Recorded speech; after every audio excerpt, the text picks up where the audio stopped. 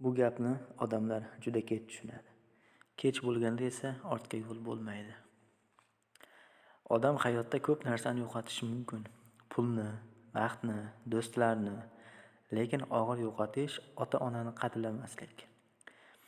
Biz yoshligimizda o'ylaymiz, keyin ulg'ayganda qilaman, keyin vaqt topaman. Ammo haqiqat shuki, ota-ona keyinni kutmaydi. Ularning duosi bizni ko'targanini, tunlari bedor bo'lganini, biz uchun jim yig'laganini ko'pimiz sezmaymiz. Ota-ona tirik payti qadriga yetmagan odam, ular yo'q bo'lganda har kuni ichidan sinadi. Bir kun kelib telefon qilmoqchi bo'lasan. Javob beradigan odam bo'lmaydi. Shunda tushunasan, dunyodagi eng qimmat narsa mehr ekan. Agar ota-onangiz hozir yoningizda bo'lsa, bugun bir marta qo'ng'iroq qiling. Bir og'iz shirin so'z ayting.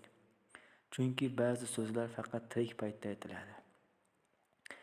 Agar bu gap yuragingizga yetgan bo'lsa, videoni yoqtiring va obuna bo'ling. Balki bu video kimnidir kech qolishdan saqlab qolar.